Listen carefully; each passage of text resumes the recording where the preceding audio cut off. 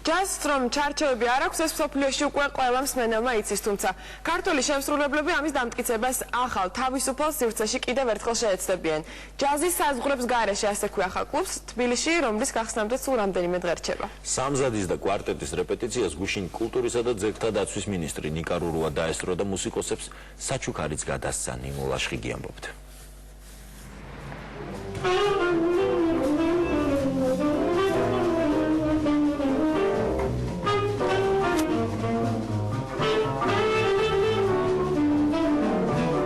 ჯაზის საზღვრების გარღვევას ქართველი მუსიკოსები ახალ კლუბში შეეცდებიან.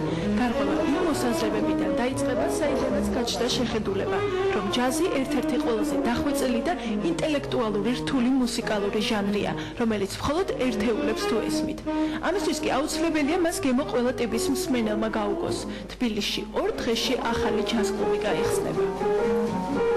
ჯაზის კომპოზიცია არ უნდა მოისმინო თავიდან ბოლომდე აუცილებლად, რომ იცოდე კარგად უკრავეთ თუ ცუდად. იმ წამში უკვე არის ყველაფერი. ან არის, ან არ არის. ჯაზის იმ თვალსაზრისითაც სამია, რომ მეორე წამში არ იცი რა მოხდება.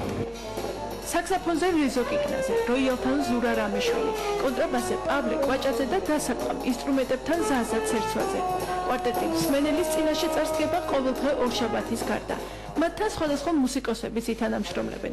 მანამდე კი რეპეტიციას კულტურისა და ძეგლთა დაცვის მინისტრი ნიკოლოზ რურუა დაესწრო, რომელმაც ჯაზ ბენდს დასარტყამი ჯოხები უსახსოვრა.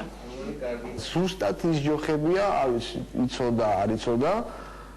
ზუსტად ის ჯოხებია, რასაც მე ვხმარობ. ეს არის დენის ჩემბერსის მოდელი სილჯანის ფილმის. შესრულდება ძირითადად ჯაზური სტანდარტები, რომლებიც ახლა ვინც ჯაზს უსმენს, იმათვის ცნობილი არის და ვინც არ უსმენს, რომელიდან გამოისმენენ, მერე გახდება ცნობილი და მერე გადაწყვეტენ ეს მუსიკა მათ მოსწონთ თუ არ მოსწონთ. ჩვენ იმედი გვაქვს რომ მოეწონებათ.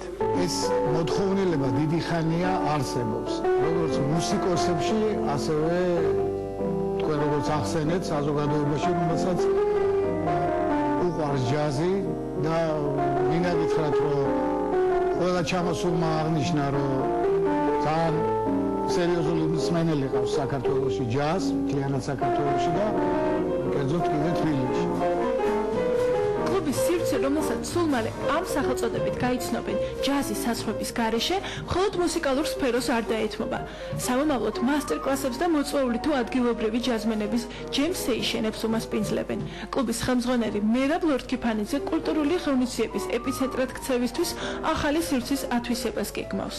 მუსიკა და ხელოვნება არა მხოლოდ მუსიკოს არის აუცილებელი ადამიანი იყოს მუსიკოს, ნებისმიერ ხელოვანს, მწერალს, პოეტს, მსახიობს, უბრალოდ ადამიანს, ვისაც აინტერესებს ხელოვნება, ეს იქნება მათთვის ძალიან განწყობილი ასეთი კულტურული კუთხე და ეს ძალიან მიხარია. არ შეიძლება 12 წელი ტარდებოდეს ჯაზ ფესტივალი ქვეყანაში და არ იყოს არც ერთი ჯაზ კლუბი.